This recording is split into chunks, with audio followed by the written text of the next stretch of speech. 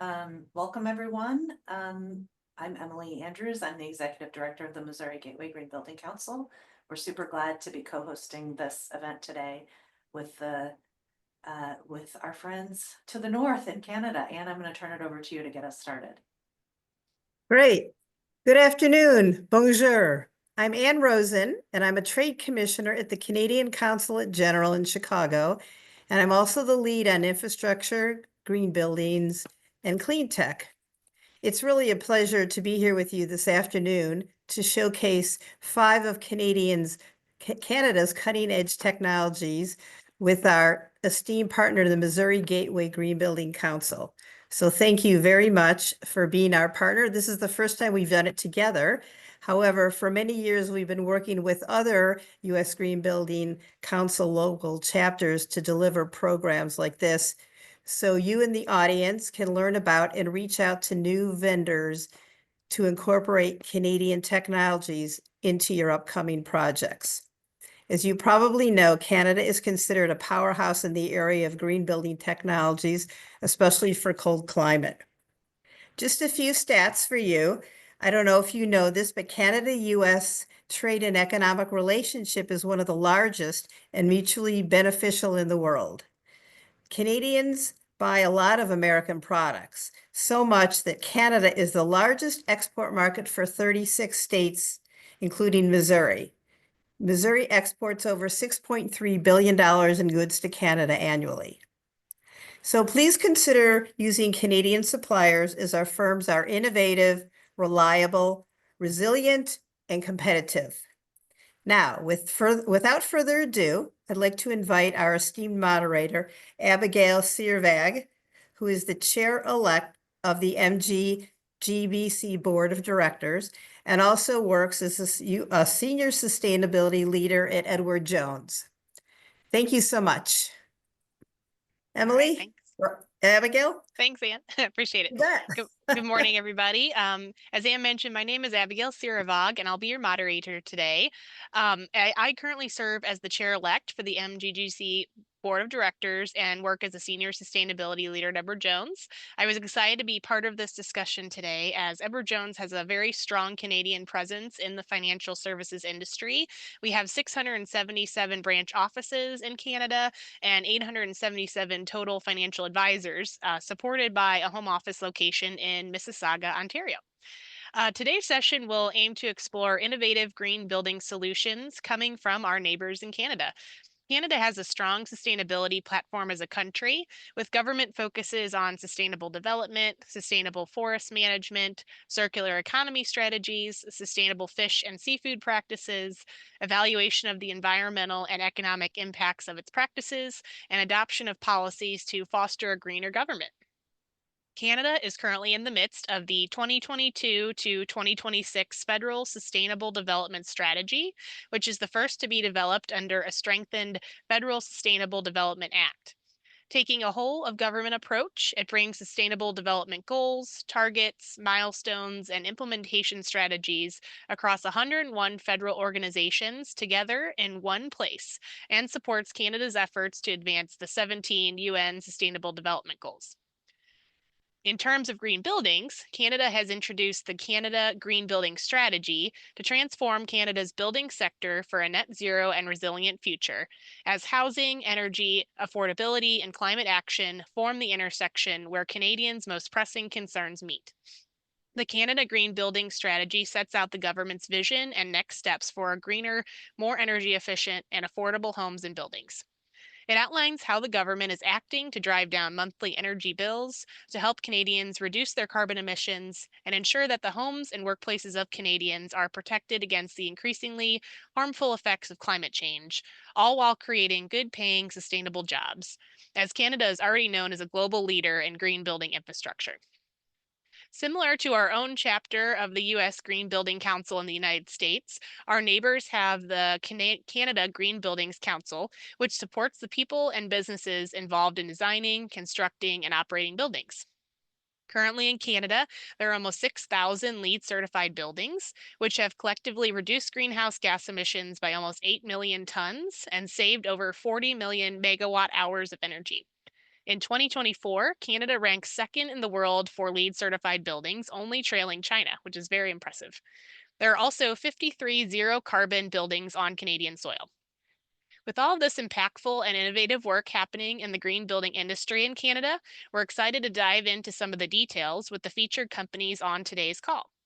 If you're interested in having a personal introduction made with any of these companies after today's session, please let us know in the chat or message Emily Andrews or Maeve Elder through a direct message. We also encourage you to place your questions throughout the session in the chat, as we'll have time for Q&A at the end. And with that, I will hand it over to Michael Albertson, who is the president and CEO at SHARC Energy. He is a renewable thermal energy expert with over 40 years of experience. Michael, take it away. Thank you very much. Again, Michael Albertson. I'm going to cover 3 different segments in my slide or my presentation today, and it's going to be pretty fast-paced. First segment is the value of wastewater energy. Second is introduction to technologies used to harvest that thermal energy. 3 is case studies, just as quick examples. And my contact info is on the very last slide, so when we get there, just take a photo of that, and we'll get back to you. So I'm not able to advance my slides.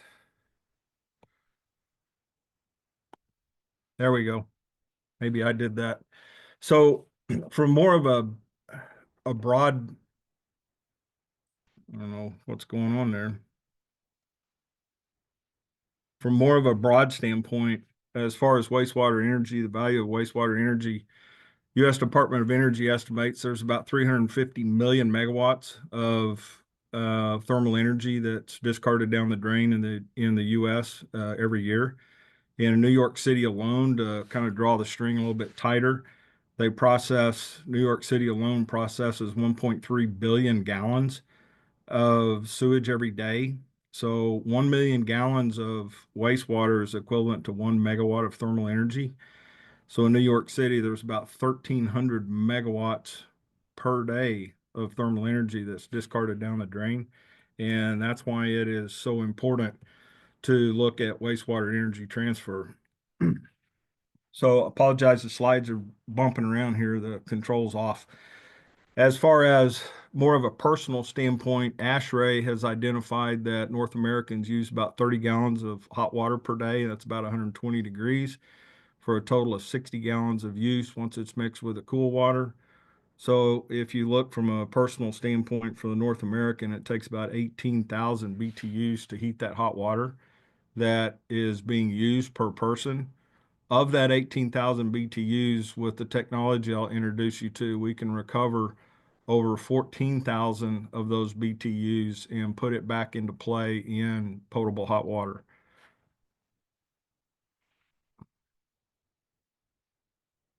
So the 2 different types of technology, they're uniquely different. The one on the left is what we call a Piranha unit. The Piranha unit is a wastewater heat pump, or otherwise known in the industry, HVAC industry, as a water-to-water heat pump. And the purpose of that, first purpose of that, is generate 140-degree potable water. So the usage from a residential standpoint, it can be multifamily housing, community housing, senior living, correctional facilities. You get into commercial space, we're talking about hospitalities, microbreweries, commercial laundry facilities, and hospitals, and the list just goes on. The second technology is a technology is called a SHARC. And so the SHARC is uniquely different than the Piranha process in that the SHARC is a passive thermal energy transfer plant. So high capacity, high volume, and we basically take thermal energy out of sources such as any type of effluent, wastewater, sewage, data centers, so on and so forth. And that water or that thermal energy is captured and transferred to hospitalities, hospitals, commercial laundries, textiles, district energies, and I'll show you a few examples as we move through the presentation. So real quick on the Piranha, there's 3 basic sizes of it. And sometimes people start thinking, gosh, you're making 140-degree potable water out of possibly sewage. There are special heat exchangers within this system that meet all the codes or NSF 372 codes for double wall vented heat exchangers. So that's all I'm going to really cover on that slide right there. As far as uses other than 140-degree potable water, so you can see the Piranha unit. We've got wastewater from a building, multiple buildings. It feeds into this specialized tank in the Piranha unit, goes through the refrigeration cycle. We deliver 140-degree water out, potable water. We simply put a separate secondary heat exchanger in here, and you can use that to heat buildings, cool buildings, or temper ground heat exchangers should your building or your campus have ground heat exchangers on it, and you want to maintain tighter control or further control of your ground heat exchanger. So multiple uses for that. One really quick example for the Piranha unit is it's in Lake Louise, Alberta. We went into an existing facility that had about 240 rooms on it. We put a Piranha unit in there, and we use it to make all of their potable water at 140 degrees, 1,700 gallons a day, just from the discharge of the commercial laundry facility.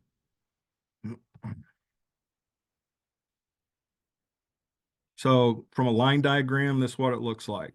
So you get the discharge from the laundry machines, goes to the wastewater holding tank, to the Piranha unit.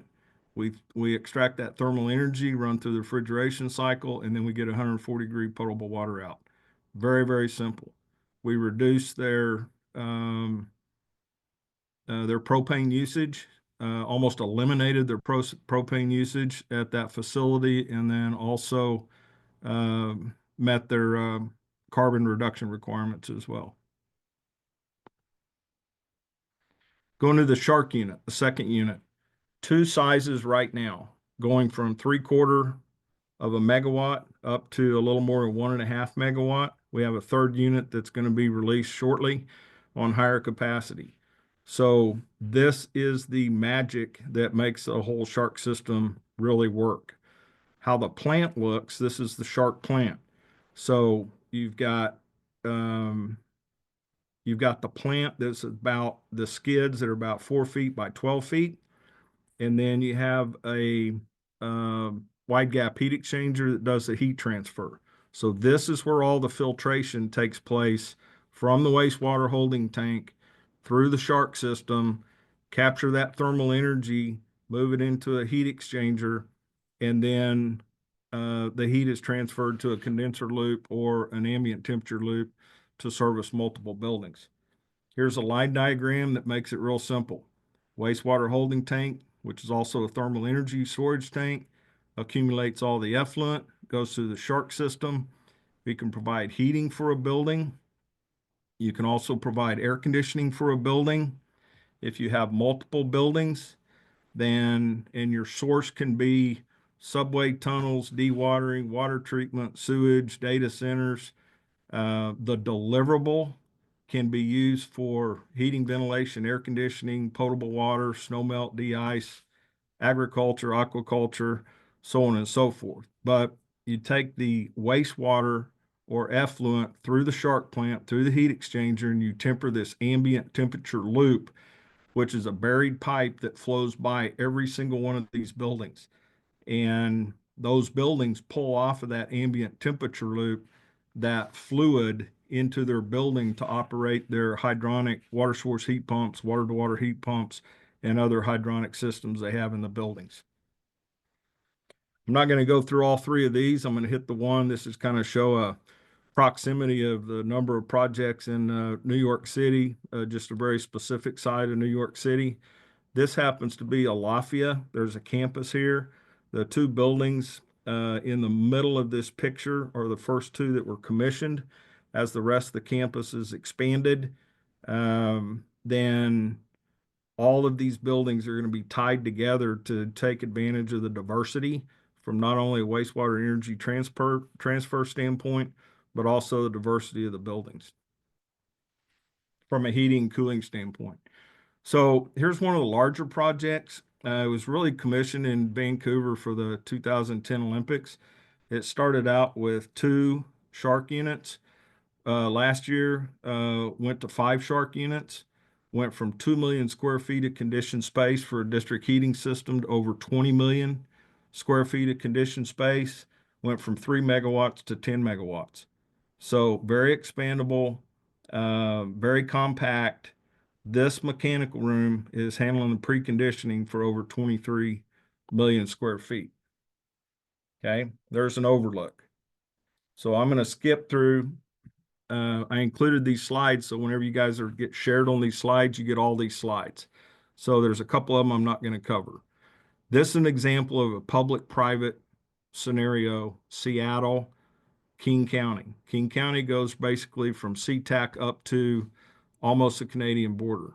Public-private, we got a tap easement agreement for the sewage lines, Alexandria Center for Life. We're providing 70% of all the heat for this campus out of wastewater energy transfer from the King County sewage lines. And we also help them meet 99% of their carbon emission requirement reductions for that facility as well. So again, there's a couple slides here that I included because whenever we share the slide deck with you, I want you to see them. Those are self-explanatory. Here's my contact information. Feel free to reach out to me. I'd love to do lunch and learns or answer any questions after this, after these sessions are over. So thanks for having me. Appreciate it. All right. Thanks so much, Michael. That was very, very interesting. Next, we have Tom Zaban, who is the president of Reliable Controls.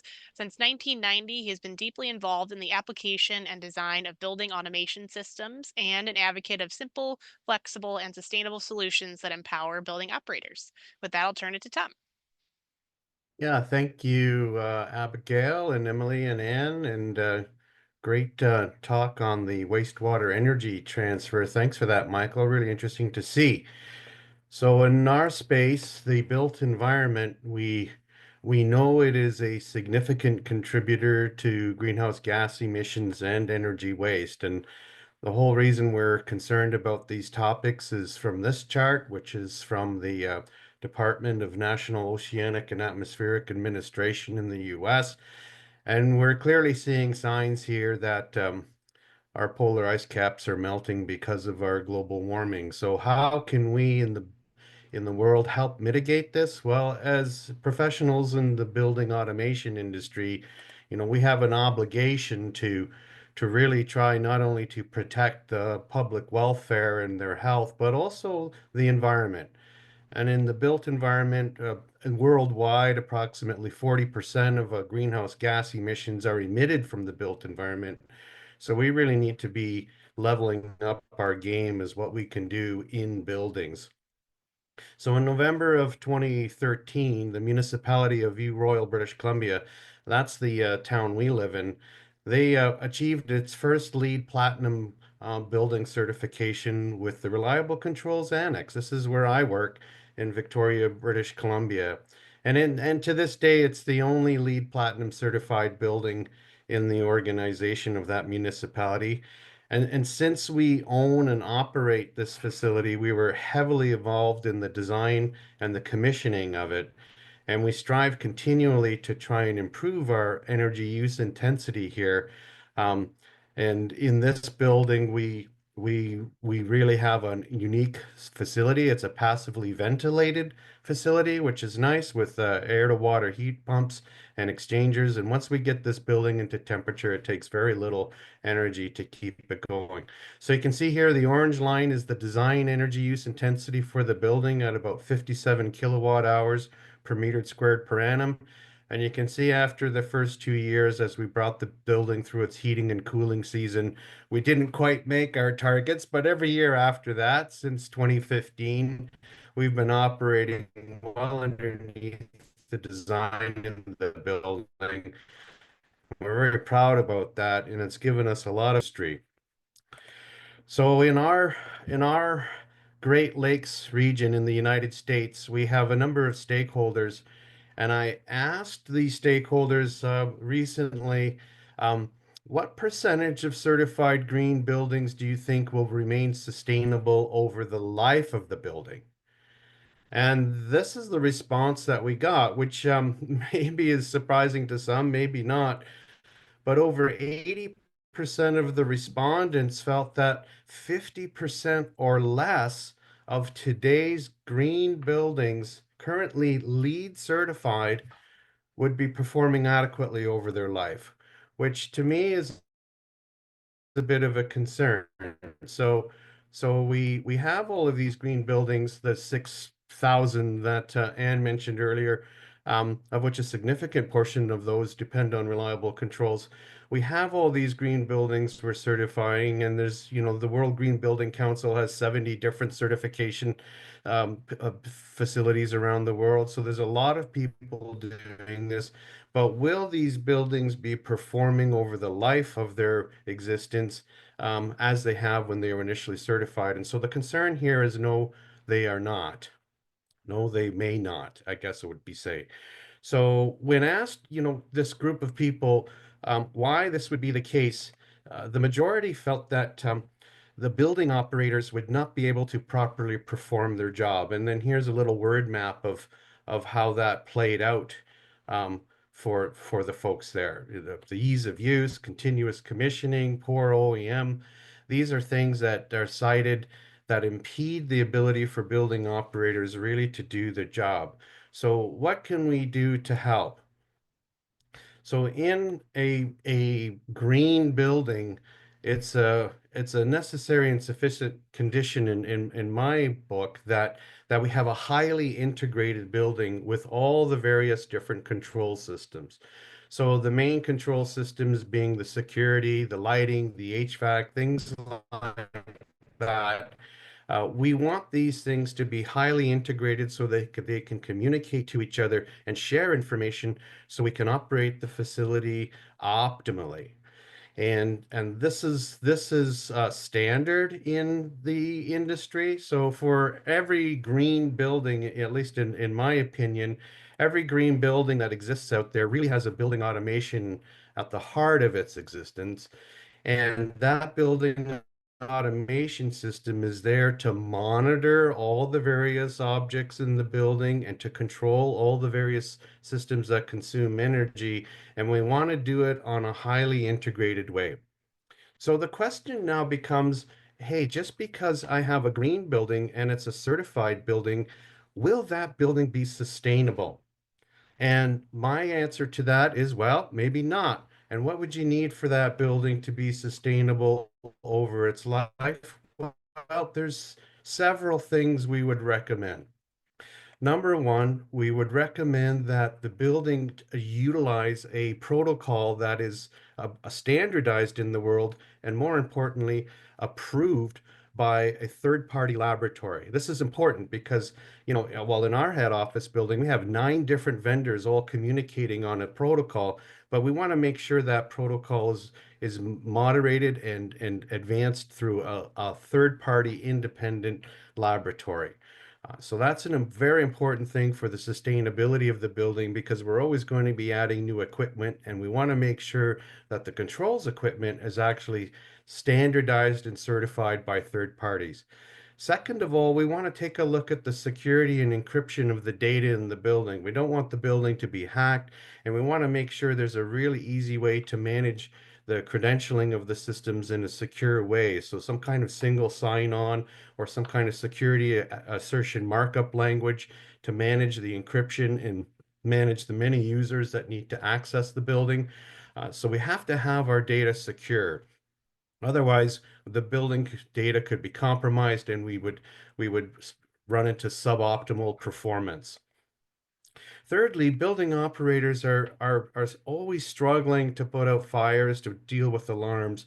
And one really effective way to help building automation engineers operate their facility in a sustainable way is if they can have a good fault detection diagnostic service, which goes out and looks at the building performance and identifies suboptimal performance prior to that being a problem in the building.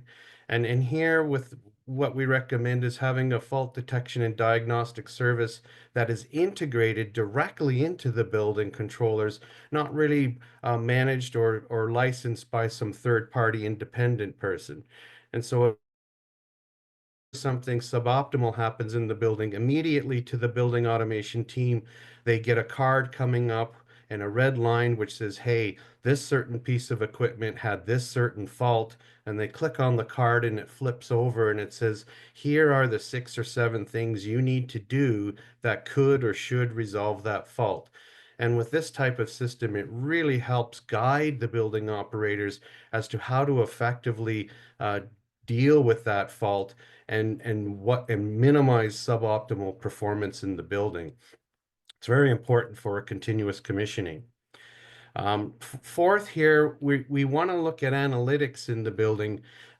There's various stakeholders in every building, and we don't want one report that suits everybody. We'd like to have analytics reports which show the trend of the performance and any concerns, and make that customizable easy for each of the stakeholders in the building. And we want the building owners to own that data. We don't want them to, be dependent on a third party where if they don't pay a fee, they can't have access to the reports and they can't have their data back. So it's important that when we're doing analytical reports in a building, and we want to continue to do this year over year, decade over decade, that the building owners themselves own their analytical solutions and aren't tied to other third parties. Everybody in the world now uses a mobile device, and we want to have a interface for building operators to use that mobile device. But the question becomes, how many mobile apps do you really need to control your green building? And our answer to that is, well, we'd like to see as few as possible, ideally even one. So having a mobile app that is actually flexible enough that can actually integrate into any of the data streams from security, lighting, or HVAC is very positive and helpful for building operators or even tenants in the building, so they don't have to have 10 or 15 different apps to do what they need to do. And we want people to have convenience of access, otherwise they won't use it. So this is an important item here, number 6, in terms of waste. It's not only that, 40% of the energy that goes in a typical commercial building is wasted, there's also an enormous amount of waste of material that end up in the landfill or incinerators after the building's been constructed. And so we want to make sure that the materials in the building automation system, if they are in failure, they can be repaired, or if they're damaged, they can be responsibly disposed of. And just the last point here, if the slides will advance, I'm sorry, my slides aren't advanced. There we go. It's important that we do with our best that we can to help the people in the building automation industry recognize that sustainability is not just for 1 year, it's many, many years. And there's things outside of just strict technology that can help them.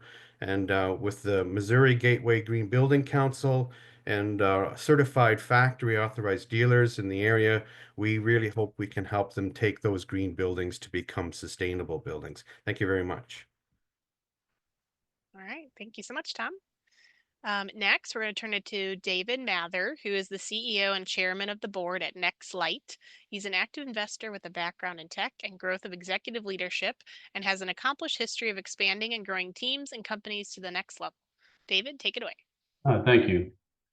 I'll introduce you to NxLite. NxLite is a nanotech company, and what we do is we create and develop advanced energy control coatings for windows and transparent substrates.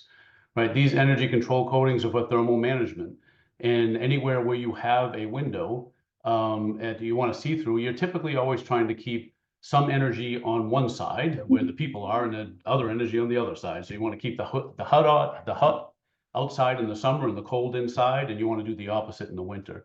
And that's exactly what our energy control coatings do. We have 2 major coatings. One is low E, which is usually used in a colder climate, versus solar control coatings that are used in warmer climates. These energy control coatings are very, very advanced, right? They reduce the amount of energy that is transferred through these substrates and these visible, transparent substrates. And the goal of these coatings is to let as much of the visible light through, but block all the stuff that you don't want to go through. And we do this very, very well, but there's some real big advantages that we have in the marketplace. First of all, we use earth-abundant, non-toxic materials, so we're very good for the environment and we're lower cost. But compared to other energy control coatings, you might know of a low-E, double pane window you might have in your home. So you might be familiar with some of this terminology. But we're the only energy control coating in the world that is open air stable. This means our coatings don't oxidize when they're exposed to oxygen. All the coatings in the market today, if they're exposed to oxygen, they will oxidize and corrode. And some of you may have seen this in your home or your commercial building. You look through your window and it's all cloudy in between the two panes of glass and you can't see through it. That's because oxygen has leaked in and has started to corrode the coating. So this allows us to do things in the industry I'm about to show you that nobody else can do because we can be exposed to open air. The other thing is we're also the only company in the world that can put our control coatings on polymeric materials like acrylic and polycarbonate. There's enormous industries in the world that use these materials for their windows, and they've never had access to energy control. And what's happening in the broader window space in the built environment is that come 2026, a double pane window will no longer meet energy code, which means you have to go to multiple panes or different solutions to meet energy control. And when you go to like triple pane or quadruple pane windows, they get very big, very heavy, and very expensive, more costly to ship, more costly to install. Manufacturers have to change their framing and their ballast. Well, we make very lightweight, strong materials because we can coat on more than just glass that helps that industry get to more highly efficient, but very lightweight and very aesthetically pleasing windows. So as an example, one of the things that we can do is for the retrofit market. 40% of all the buildings in North America still have single pane windows, if you can believe it. That's an R value of 1. Well, we can make single pane retrofit panels that will fit directly into the existing window frame, right? And this creates a double pane window or a triple pane window with an energy control coating. So you could save almost 30 to 40% of your energy bill just by doing this in retrofitting your buildings at a fraction of the cost of replacing the window. You can go from an R1 to an R4 or even an R1 to an R8 if you go to a double panel or a single panel retrofit. And this basically happens because if you look here, before you have a single pane, we're actually just adding another pane, but there's no real installation costs, right? This it doesn't disturb anything. The pane can be installed directly into the existing window frame without any major, it can be done from the inside. And so we have a lot of clients that, really get real great reduction in carbon emissions and reduction in their energy cost, right? And this is because we can either use glass or PMMA for that secondary pane, but because there's an oxygen gap, we're the only ones who can do this because other coatings would corrode. They have to actually seal this and fill it with argon or krypton or some other inert gas.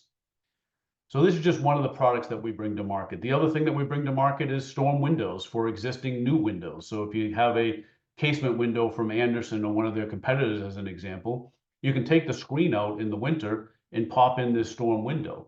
But this is not like your grandfather's storm window, right? This has an energy control coating on it, and it takes an R3 window and turns it into an R8, right? You increase your energy savings by almost 75%. And its efficiency. It's lightweight, it's easy to install, and it's easy to move. Some other things that we're doing in the industry for the new build environment, for those of you who are interested in new windows or are doing large commercial, we offer many different products. So for example, on the left-hand side here, you see what's called a GPG window. This is a triple pane window, but the third pane in the middle is a very thin, strong piece of polycarbonate or PMMA.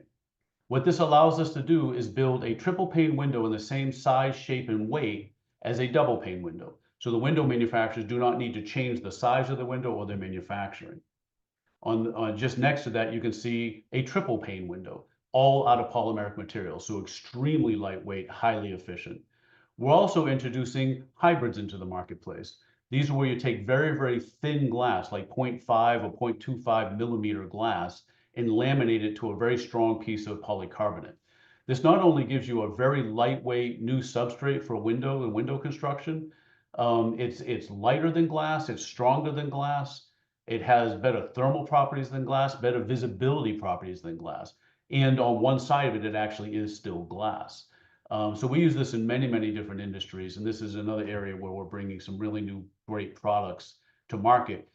Now, these hybrids are not new, except for the fact that we can coat the polymeric material. They can be used for multi-pane solutions.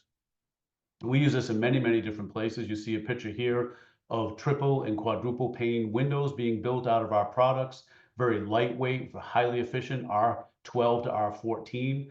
An unlikely place like commercial refrigeration, where we're now building some of the most advanced, lightweight, highly efficient doors for commercial refrigeration. That's a window just like in your home. There's cold air trying to get out and hot air trying to get in. We save about 20% of the energy for those customers and reduce the cycle time of the compressors. So great opportunity for that industry.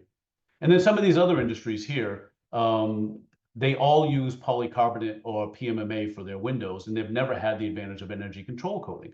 Mobile homes, manufactured homes, greenhouses, mass transportation, construction equipment, all of these industries here, if you're in any of these industries, especially Missouri, I think you have a lot of that agricultural equipment and construction equipment out there, and you're in those industries, these are some things that we can do for you. So just to summarize, we can help enable retrofitting of inefficient buildings. We can provide windows for new buildings, and we can find window solutions for various different type of products. We have manufacturing capabilities both in Canada and in the US. As a matter of fact, we're not that far away from you in Missouri. Our US plant is just about 15 minutes outside of the Detroit airport. We're at full production, and we have many partners that can help work with you in different ways, and love to connect with you at any time. So thank you very much, Abigail. All right, thanks so much. Next, we have Stan Reitsma, who is the CEO and owner at Geosource Energy. He has extensive expertise in geothermal energy and environmental engineering, and has been instrumental in pioneering geothermal drilling in North America. With that, I'll give it to Stan. Yes, thank you. So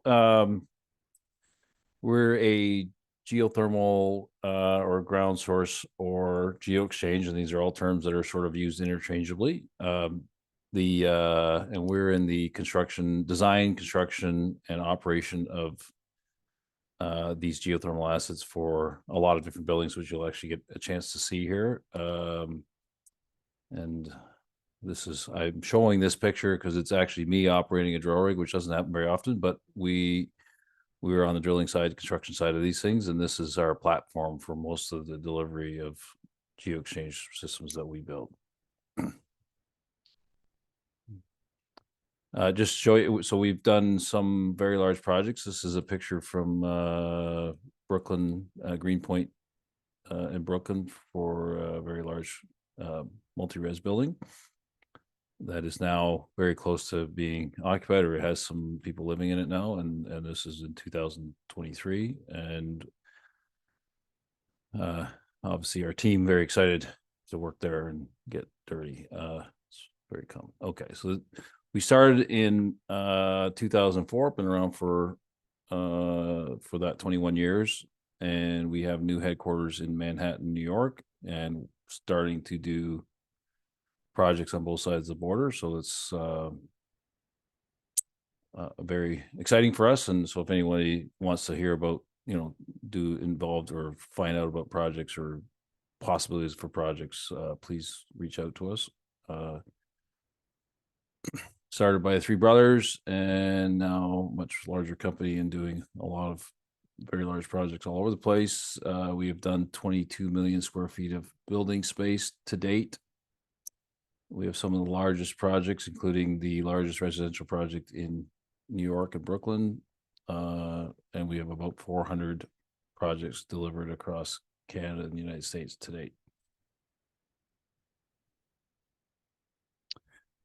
A little bit a little bit of information on how geothermal works and GeoExchange. And I think SHARC has, Michael, please, thank you for pointing some of the stuff out. I think there's some very compatible technologies out there for doing heating and cooling of buildings and sewer heat recovery, geothermal, some air source heat pumps. All these kind of combinations can really help reduce energy needs for buildings and certainly reduce emissions by using electric solutions.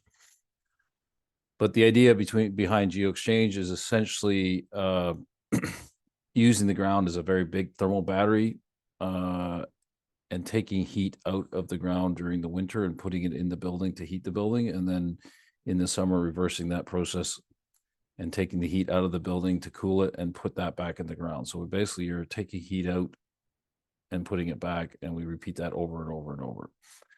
That can be augmented, or this technology can augment other technologies that do the same, such as sewer heat recovery, to do those things. Some of the real big benefits are reducing carbon emissions, so we can actually electrify buildings very readily and effectively and cost effectively. It increases efficiency by 80%. It's reliable and resilient, so it'll last for the life of the building, and it's well proven and been in the market for some time. The one that's not often missed is that we get rid of a lot of equipment in the building. So you get a multi-res building like this one, the geothermal will get rid of cooling towers and chillers and boilers, and often open up the roof space for other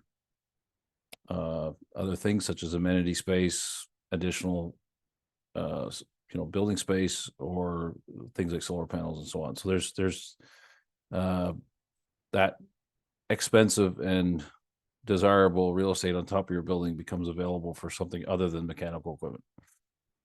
And then there are a lot of incentives for these, and I think the IRA incentive in the US continues to be available to Geo, and as far as we know, it'll continue to do that. But those are significant numbers. Just a couple projects that we're looking at. This one is the one in Greenpoint, Brooklyn, and this is a rendering of that building, but that building is topped off and now in the process of completing the inside and then being occupied. It's in range of 322 holes to actually 500 feet, not 600 as in here, but 500 feet. So, and on order of about 800, 900 tons. So it's 834 units in that building. And that is supposed to reduce the emissions of that building by 53%. And it's a single geosystem under that building that serves that whole building.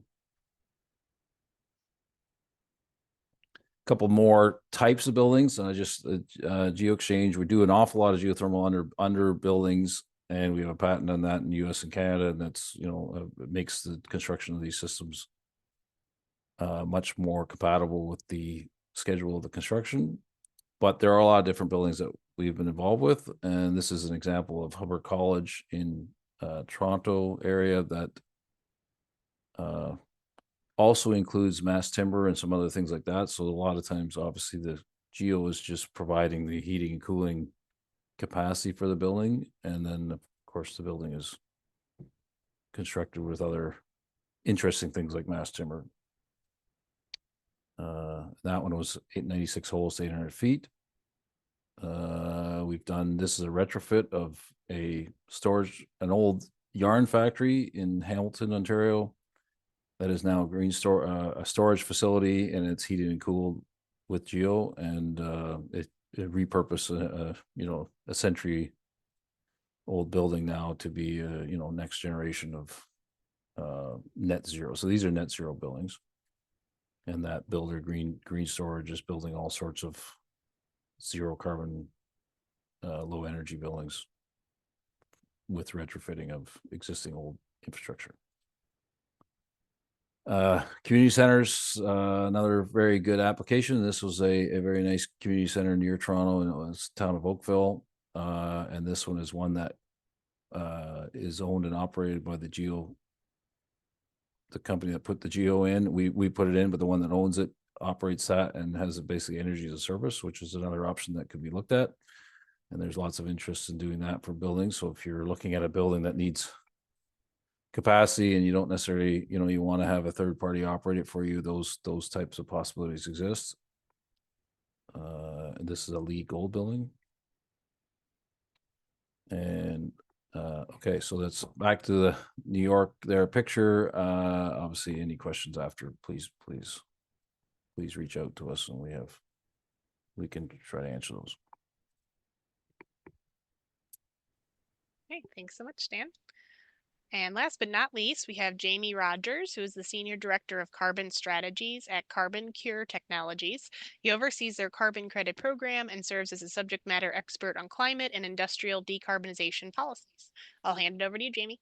Hi, thank you very much, Abigail, and good to meet everyone. Looking forward to some great questions after that. I just want to say, as a side note to the end of Stanley's presentation, I live in Manhattan, and if I look to my left, I can actually see across the East River to 1 Java Street. So it was very cool to see that on your slide. And I didn't know it was a geothermal location. So that's really exciting. So CarbonCure Technologies, we are, well, as I said, I'm based in New York, but our company is headquartered in Halifax, Nova Scotia. We have a global footprint, but most of our work is done in the United States. And I would say I'm amongst the panelists today. I'm gonna focus on embodied carbon as opposed to operational emissions. And so I think that's the perspective I'll bring into this. Let's see, to advance my slides. There we go. Okay, so let's talk about embodied carbon. So it's obviously a core strategy for many corporations, for many countries, for the whole globe to go net zero as quickly as possible. What we are bumping up against is the fact that there is only accelerating demand for one of the most hard to abate sectors in the world, and that is concrete. But really cement as a matter of a raw ingredient for concrete. So the world's building stock will double by 2060 due to increased urbanization, particularly in the in what they call the global South, the developing world, but also really across kind of every major urban center everywhere, including the United States. So as I said, our climate goals are going to be challenged by the fact that this increased demand for concrete and cement will only drive up emissions on that side of the balance sheet. Cement makes up about 7% of the world's emissions. If it were a country, it would be the 3rd largest emitter on the planet. So the way that we tackle that is basically to offer a solution to help decarbonize the concrete. As I mentioned, we're based in Halifax, Nova Scotia. We've been in business for about 13 years now, since 2012. We operate across the world, nearly 30 countries, primarily in the United States. We have a number of influential sort of climate-based investment backers that you see some logos there. And to date, we have a track record of decarbonizing about 557,000 tons of CO2. That's about 130,000 cars off the road. So how do we do that? So our technology is modular, and it is able to fit in any concrete plant anywhere in the world. The technology injects CO2 into fresh concrete during the manufacturing process. That CO2 immediately mineralizes. It's an exothermic reaction. It occurs naturally, so there's no extra heat or electricity applied in order to make that happen. Now, that injected CO2 allows for a reduction in cement. For those on the call who understand the chemical reactions involved in concrete production, this CO2 binds in what they call the clinker phase, which is where clinker, which is basically the binding agent for cement, and therefore for concrete, is mostly comprised of sulfites, and that's what binds to the CO2. That essentially creates calcium carbonate nanoparticles, which have a greater surface area than they normally would if these particles form naturally, and therefore the overall productivity and efficiency of the cement increases by about 4 to 6%. So so what I've just described to you, just to break it back into layman's terms, means we do two climate oriented things. That injected CO2 is permanently sequestered into the concrete, so it's locked in there, it's not going back in the atmosphere. And actually, more importantly, making that cement more efficient means you can use less of it. And so cement, as I mentioned, huge emitter overall globally. And so by reducing the amount of cement that you need, you can reduce the emissions in your life cycle of your concrete itself. So those two climate benefits are actually packaged up by us using the data that we pull from our technology plus the batching software at the concrete plant. And they are sold in the voluntary carbon market. And that revenue from those sales are then shared back with concrete producers. So pulls the concrete producers back into the into this kind of global carbon market concept. And that also allows, by the way, for the concrete producers to sell CarbonCure concrete at parity with folks who are not using CarbonCure. So if you've heard of the green premium, the extra cost it takes to buy the green or sustainable product, that cost is covered by the payment of the carbon credit revenue. So moving into a little bit more of the solution, this step-by-step sort of walks you through what I just described. That is, CO2 is captured either from a post-industrial source, a biogenic source. It's liquefied, purified, and put in a tank, and that tank sits at the concrete plant. Our CO2 injection system takes that CO2, injects it into the concrete right as the ingredients to the concrete are being mixed together before it goes into the mixer truck or formed into a precast mold. That then creates the data necessary to generate the carbon credit, which we uplink into our systems. Then there's a robust verification process on the back of that that requires auditors and standard carbon credit standards bodies to make sure that credit is unassailable for the credit buyer. So I've gone into the chemistry a little bit here before. So it's injected CO2 plus silicates and water equals limestone particles is how you get the essentially the enhanced efficiency or enhanced hydration of the cement. As I said before, you get equivalent strength. But again, especially for the engineering and architect community, that means no change to fresh properties. That means that when you spec in CarbonCure, or you spec particular strengths or particular cement to water ratios or whatever you have to spec in, use of CarbonCure will not affect those fresh properties. So that is a key component. And I'll say the vast majority of the projects that have CarbonCure in it, you would never know. I'll give you another personal example. I walked out of my building here in Manhattan one day and they were repaving my sidewalk, and the mixer truck that was pouring the concrete was actually one of our CarbonCure customers. And so I had no idea that was going to happen, but I know every day when I walk out of my building, I'm walking on concrete poured with CarbonCure. And so it's most sort of often used in those sort of like non-structural applications where the specs are low, or in structural applications in which buyers are particularly conscious of the environmental benefit that they want to get. And so they'll actually spec in CO2 mineralization. We, as I mentioned, are all over the world. you can see here on this map, particularly in North America, but we have growing markets in Latin America, the Middle East, Southeast Asia. There's obviously more and more countries are really focusing on decarbonizing their sectors, particularly cement and concrete and construction. So we are getting a lot more traction in places where the countries themselves have these certain targets. These are some reference projects. I mentioned before, a ton of CarbonCure concrete is poured for, non-structural uses, but we also have a lot of it poured for structural uses that are pretty critical for industry, for government, for entertainment. So you see here we have the Georgia Aquarium, we have Amazon's HQ2 in Virginia, we have a de-icing apron at the Calgary International Airport. So we're very proud of all the different projects where CarbonCure is going in everywhere.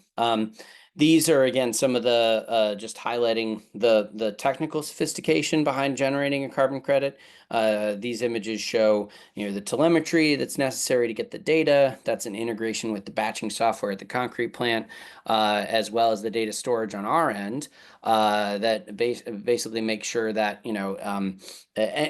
everyone has transparent access to all the data that was necessary to generate the credit. Everyone in the value chain. A little bit more about carbon credits here, since I know those aren't really a key, piece of most business models of the folks on this call. But carbon credits are meant to tackle what you'd either call Scope 1, which is your direct emissions, or Scope 2 or 3. As you guys are on the Green Building Council, you're probably familiar with those, but Scope 3 tends to be the thing that a lot of people in construction care about because, it's the indirect emissions caused by what you're building, and in particular embodied carbon is a Scope 3 problem. So, credits can offset those different scopes depending on what your goal or target is. Vera is the standards body we work with to generate our credits. And you'll see here, I mentioned the credit revenue is split with concrete producers. To date, we've shared about $5 million back with producers across the country. And you can see here the map indicates where we've distributed some of that revenue, Illinois being one of the states. Missouri, actually, we have a couple of producers who are going to be receiving carbon credit revenue imminently with some upcoming issuances of carbon credits. So excited for that. I have a large appendix, so after this you'll be able to see all the stuff that I didn't include in my presentation, but happy to stop now, and I think we're going to go to questions, but I'll defer to Abigail on that. Yes, we will go to questions. And Jamie, I guess while we're on your topic, we had a couple questions about your technology. So first question was, is the CO2 injected on the construction site? Answer is usually not, unless it is a mobile batch plant that is at the construction site. So the CO2 is injected into at the batch plant, into the fresh concrete, because that mineralization occurs. Again, it binds to the clinker in the cement, and so that's really that's going to be most exposed right when the cement and the water and the aggregate are all mixing together as they're funneling down into the truck. So that's where the injection takes place. Okay, great. One more question for you while we have you. What happens to the carbon at concrete end of life when the concrete is crushed? Good question. That carbon remains in the concrete. So essentially, as I mentioned, it becomes calcium carbonate or limestone at mineralization. And when you crush down concrete, you still have calcium carbonate. You have that fine, that dust from the demolition. That's got it, the CO2 locked in. The only way you can really break it back out is if you recalcinated the limestone. So you basically made cement out of it by superheating it, which is generally not done. You could also, I think, acidify it. You could apply acid, but neither of these are really what often happens in demolished concrete. If anything, it's ground up and maybe used as base for roadway. So there's even a recycled component and a further kind of use of life of that carbonated concrete. Okay, thanks so much, Jamie. Let's circle back to Michael. I know Michael, I think you were responding in the chat a little bit, but just so to everybody's benefit, we will answer those here too. So first question was to confirm you're tapping sewage lines that are adjacent buildings or the city as a whole and not just from the building served. Yes, that's right. It's a lot of information to cover in 10 minutes or less. So I do appreciate the question. If we're looking at a single building, say a single multifamily high rise, just as an example, then either the SHARC or Piranha unit would gather all the effluent from that specific building into a wastewater holding tank, which is also thermal energy storage tank. If we are looking at multiple buildings in close proximity or even a campus and they have similar distribution or discharge of their sanitation lines, then a wastewater holding tank can be developed amongst those buildings or within a building to gather the effluent from a single building, multiple buildings, campuses. And then to carry on that question, we're not reliant solely upon the effluent that we can capture from the buildings themselves. Many of the projects, and you'll see when you get our slides, you'll see a couple of the case studies I wanted to include, didn't have a chance to run through them, but and then the example I used in Seattle, we're actually getting tap easement agreements from the municipal sewer authorities and sanitation authorities that we can, and I'm going to say simply, tap into a 72-inch sewer distribution line and use that thermal energy to heat and cool buildings, do snow melt de-ice for additional buildings, campuses, in municipal buildings, public and private, throughout the whole municipality. Does that answer I hope that answers the question. Yes, I believe so. Thanks so much. Yep. And one more, Michael, while we have you, there was one more question in the chat for you. Are you using the systems to extract energy for heating only, or are they also useful for cooling? And then a follow-up to that was, is there an advantage for cold climates compared to hot climates? Yeah, that's a great 1+1 question there. So the load side that I mentioned briefly in the presentation, the deliverable of either a SHARC or a Piranha system or plant, that deliverable can be used for preheating water for district heating systems. The example I used was 20+ million square feet of space in Vancouver. It can be used for heating, air conditioning, ventilation, potable hot water generation, snow melt, de-ice, also being used for data centers, agriculture, and aquaculture. So basically, wherever you need thermal energy, we can provide that from sources where they're trying to get rid of thermal energy so we can capture, harvest, and reuse that thermal energy where you actually need it. I hope that answers the question. The second part of the question was cold climate versus warmer climate. It's really going to depend on what the load is, because the typical effluent that we see from a building or even in a municipality, the temperature of that effluent is going to be about 70 to 75 degree Fahrenheit. And you can do some amazing things with 70 to 75 effluent, 70, 75 degree Fahrenheit effluent, to boost the efficiency of water source heat pumps, and in conjunction with stand system with geothermal well fields or geo exchange fields. But we basically provide that energy to single buildings, multiple buildings. It's going to depend on the load, and we can match the design and the application based on the load, whether it's a hot climate or a cold climate. Okay, thanks so much, Michael. Yep. All right. Let's see, Tom, one for you. This was actually my question. I was curious as you were talking. Can your BAS technology be added at any time to improve sustainable performance, or does it need to be included in the design up front upon building construction or design?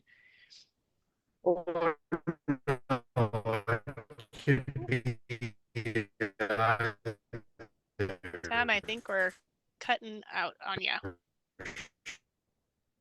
Okay. I think you're cutting out, Tom, so let's come back to you. New construction is an important area, but you don't hear me now. Okay. Let's see. Tom, could you try again? How about that? Can you hear me? Okay, much better. Yes. Yes. If you could start over, that'd be great. Sure, yeah. It doesn't matter whether it's new construction or renovation, the technology can be applied anytime. Awesome. Most of the buildings in our inventory today in the world are going to be with us for the next 30, 40 years easily.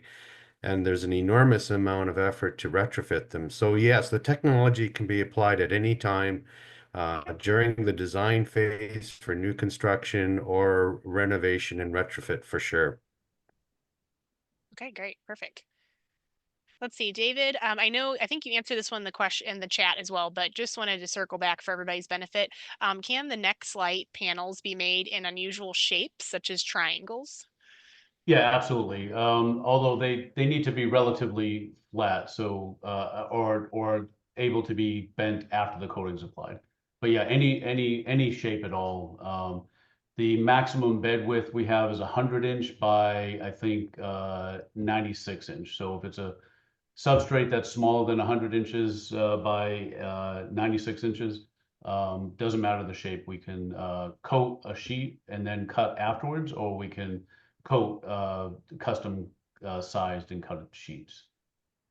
Awesome, thank you. Okay, Stan, have a few questions for you. Is there some regulation or practical limit that limits depths of the geothermal system to 600 feet? Yeah, so I tried to answer that a little bit in the chat, but the answer is there are practical limits to depth, and it depends a lot on the heat exchanger, the pipe sizes that you're using in order to match kind of flow to capacity. So we do a lot of boreholes to 600, 650 feet with 1.25 inch loops and 800 to 850 feet with 1.5 inch. We're looking at one now to 1,200 feet with 2-inch, and then there are other types of heat exchangers. And then I think there's a second part. There are jurisdictions that limit depth to 500 feet. Alberta is still one of them. New York did so until very recently, but now has changed that to be, I believe, unrestricted, at least to a much deeper depth. Okay, awesome. Another one for you, Stan. Are all of the systems closed loop systems?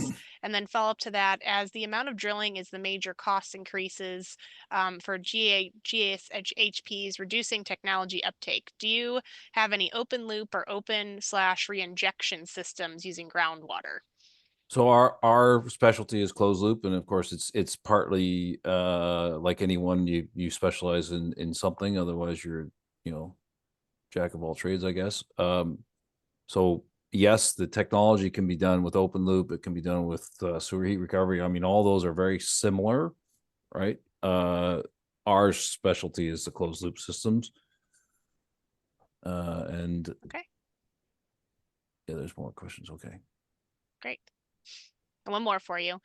In a cold climate, do you find the need to work to balance the heat storage and extraction, or do you have solutions for drift in the ground temperatures? Yeah, so I mean, this is true for cold climates and hot climates, of course, and everything in between. It depends on your loads and your building and all that stuff. So what we do look for balance to a large degree. Whether it's a high rise in Toronto, which can be very cooling dominant, or a single building which may be heating dominant. So the answer is yes, we need to be well aware of that as part of design. And there are for example, sewer heat recovery either is the base technology or the support technology on these types of systems. If it's a piece of a support system to it, it would be providing the balance necessary for the geo. So, I mean, there are we have to be aware of it, and we need to make sure that we have some solution for drift. Okay. We may even design drift into it, right? But then, of course, at some point we need to control it. So we can move the temperatures and then come up with a new equilibrium that we work with. Okay, great. We had a couple other questions come in since we've been going around the group. So back to Jamie for just a minute. Since you have the CO2 credit solution, can you enhance the credits by including carbon black and or hemp products to strengthen the concrete and sequester more carbon? Yeah, great question. And so our particular methodology for carbon credit generation is focused only on CO2 injection into concrete. Those are just the rules that were created for this particular credit. That, however, doesn't mean that someone can't pursue other low carbon methods to decarbonize the embodied carbon of the building. In other words, our technology is stackable with lots of others. That includes things that you could do to the concrete itself, like adding supplementary cementitious materials or SCMs, like slag or fly ash, pozzolans. It includes mineralization of other things upstream of the of us. Remember, we're at the very end of that concrete production process, right before the truck literally leaves the batch plant. So you can get cement alternatives like Portland, instead of Portland limestone cement, you use use Portland limestone cement instead of ordinary Portland cement. You can use hemp. You can use components of mass timber. So again, in terms of calculating the from a life cycle standpoint, the overall GWP, global warming potential of all the materials, definitely we always encourage the use of a broad spectrum of what's really emerging is kind of the low carbon materials business when you're working with your your developers and end users of buildings to decarbonize. So we encourage that, and if anyone has any questions about how to generate carbon credits, which is a very complicated process, we're also very happy to lend a hand in that. All right, thanks so much. One other one that came through for Michael, how much resistance to the tap easement agreements have you seen? And is there green regulations or legislation that a municipality or waste authority that you could recommend? One of the first things that we do if we're not going to be capturing the effluent from a building, multiple buildings on a campus, and we do need, because we're not adding anything, the SHARC system is not adding anything or taking anything away from the wastewater or effluent. All we're doing is changing the temperature by harnessing that thermal energy and transferring it where you do need it or don't need it, right? So when the municipal sewer authority comes into play, is that if say you have mixed use buildings that don't have a lot of showers and laundries and things like that, and they may not have the effluent for the load, that is then when we go back to the municipal authority and have a conversation with them about, we're not adding anything to or taking anything from your wastewater in your sanitation distribution lines. And we have a discussion with them about getting that tap easement. And one example I used was King County. I mean, they have thousands of miles of sanitation distribution lines, and then multiple cities, multiple counties.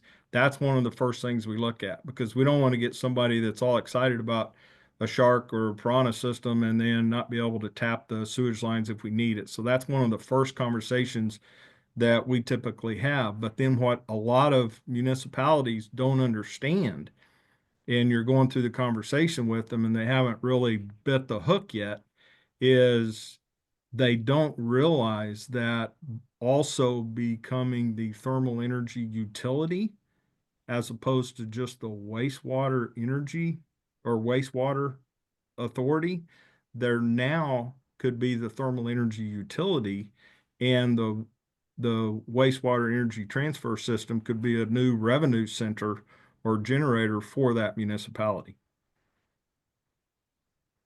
Okay, great. Does that And help? one that, yes, and one that just came through real quick, Michael, while I have you, is there an energy impact of changing the temperature of the wastewater?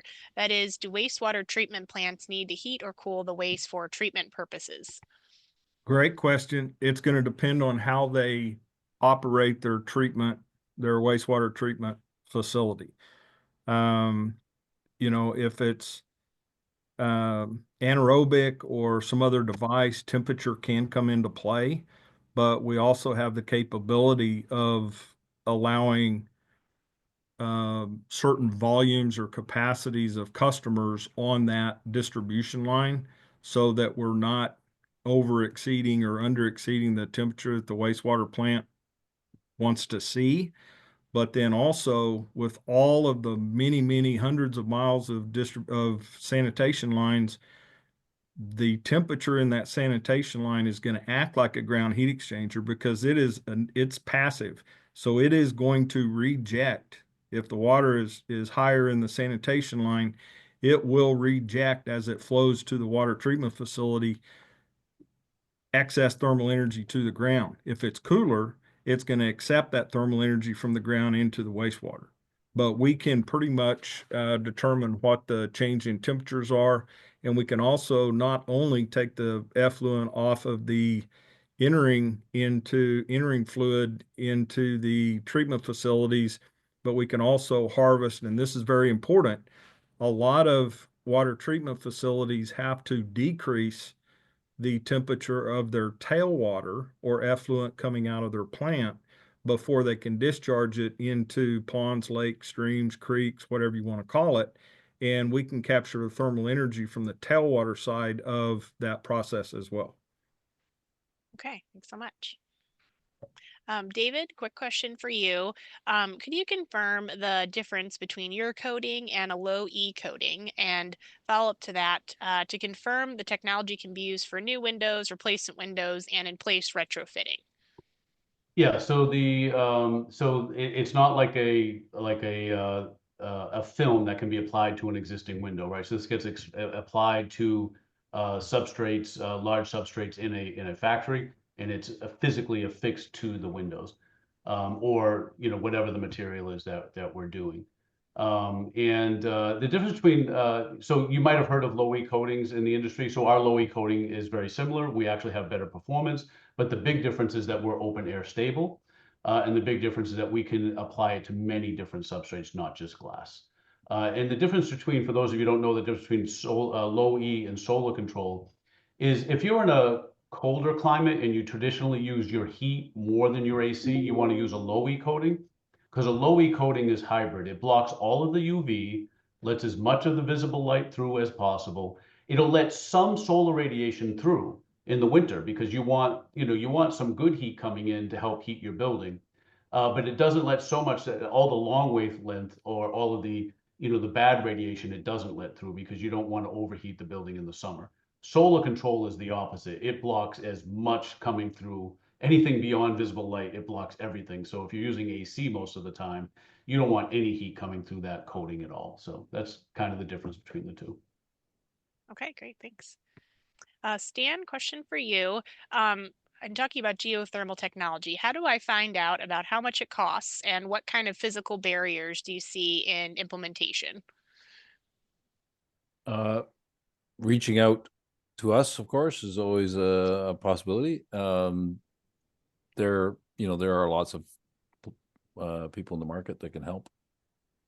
Okay. And there are, obviously standard stuff out there. You can kind of get a sense of what it's about and whether it works for you. But I actually had a question. So you mentioned you could retrofit buildings with this technology. So how is that much more difficult or expensive?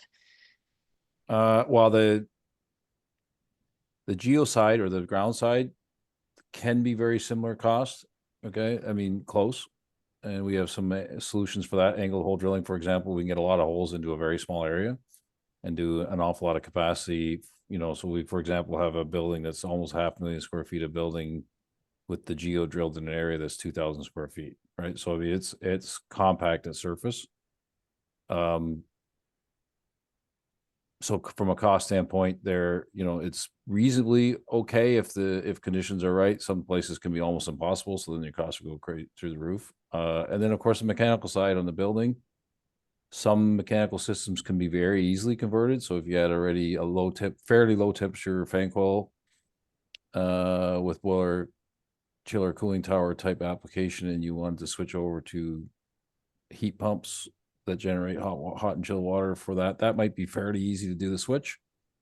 If it requires complete overhaul of the mechanical system, right, then you're looking at potentially quite a bit of cost. One of the things, of course, that we are doing with retrofits or pushing on retrofits is when you're going to do a major upgrade to a building, that's a very good time to start looking at a switch over, because of course, so if you're at 20, 30 years in on your mechanical system and it needs replacement, then that would be, you're already going to spend an awful lot of money on new conventional. Potentially that would be a good time to make that kind of decision. Okay, well, thank you so much. I think those were all the main technical questions we had. So I have one kind of larger concept question for us to close on, and I was hoping we could hear from each of the panelists individually. So what do you think, from your perspective, is the biggest obstacle impeding us from reaching our net zero goals in the built environment? So Michael, let's start with you, and then we'll go around the group. Yeah, it's going to sound like a real simple answer, but I'm just going to say education awareness of the great technologies that the panel as a whole have been able to discuss and present. It's education awareness to the masses. So that's my short answer. Okay, that's a great point. Tom, how about you? Yeah, great question. Glad you posed it. From my experience, I think the biggest obstacle is really finding the stakeholders who truly care about sustainability. So many people don't really understand it, and so many people don't think about the long-term implications. Many business decisions, unfortunately, are met on first costs, and that is not the real true cost of the things we're doing in buildings. It's one thing to make the building, construct the building. It's a whole other thing to operate that building over its life cycle. So from what I've seen with people, the key thing here is finding individuals who actually really care about sustainability and getting those people involved in making the decisions of what we have to do to improve the buildings in the future. Appreciate that wonderful answer. Totally agree. David, let's come to you. Yeah, it's a self-serving answer, right? 40% of all of the energy in this world is used to heat and cool buildings, and 40% of that leaks out your windows, right? So we've done a great job in the built environment making walls more energy efficient, and we've got LED lighting now and heat pumps, and we've done just about everything we can do to a building. And kind of seems like last on the list is everybody looking to understand and realize that all those savings that they are creating is still leaking out these windows. And so we need to make windows far more energy efficient and more affordable. And so hopefully we can contribute to that. Okay. Stan? So I'm going to reiterate Tom's point, and I think, of course, David, of course, you have a very good point, but reiterate the point on investment. I think we don't often look at these types of things as long-term investments, and we're looking at upfront costs. And I saw even in the comment that geo is expensive. I always say, of course, foundations are expensive too, and they're more expensive, much more expensive than geo, but we do them because we have to. We see these types of solutions as optional, and they actually are really good investments. Like we look at ours, and every day we're sort of running anywhere between 8 and 12 or 13% returns, which in most people's books is a very good investment, and yet it's still seen as expensive. So rather than looking at this as a what's your upfront cost, these things need to be looked at as investments. Okay, and last but not least, Jamie. Everything everyone has said is very true, and we live those pain points in our business every day, just because a lot of when it comes to embodied carbon, the use of CarbonCure can get value engineered out pretty much in the get-go at the spec, and so we face sometimes uphill battles where there are either prescriptive specifications or minimum cement content requirements. There's a lot of entrenchment in, particularly in the concrete industry, or amongst engineers that use it, that work with concrete. That's particularly true in departments of transportation. Government is particularly slow to change, but also represents the largest plurality of buyers, purchasers, and procurement of concrete.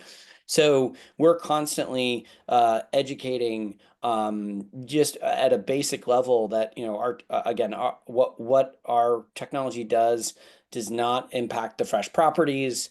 It doesn't even impact costs because, as I mentioned, the carbon credits basically defray the green premium, and so it's not absorbed by the procuring entity or the building owner or the GC or anybody along the chain.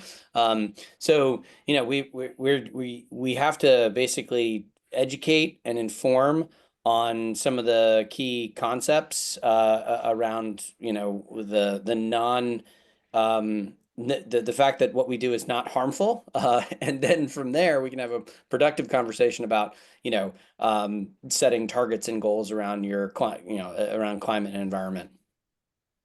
Okay. Well, with that, thank you so much, all our panelists today. We're very honored that you were able to be a part of this webinar. If any of our attendees would like to be connected to one or more of our panelists, please send Emily or Maeve a direct message in the chat, and we'll be happy to facilitate that in the coming weeks. Also, thank you to the Consulate General of Canada for partnering on this webinar. It's been very great to work with you lately. And also, thank you, everyone that attended the session for coming this afternoon. Just a reminder, we have a great monthly program next month on April 9th with the Building Energy Exchange St. Louis. We'll be talking about moving the needle on building performance in St. Louis. And the following week is our annual Green School celebration on April 16th at the Missouri History Museum. We hope to see you at one or more of these events. And with that, have a great Friday, everybody. Thank Thank you, you, Abigail. everybody. Take Thank you, care. everybody, for taking the time to listen to Canada.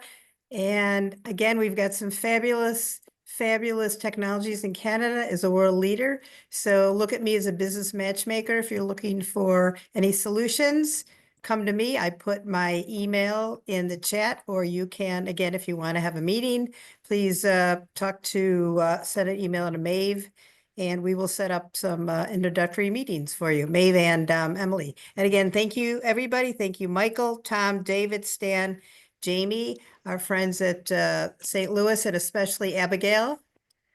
Have a great weekend.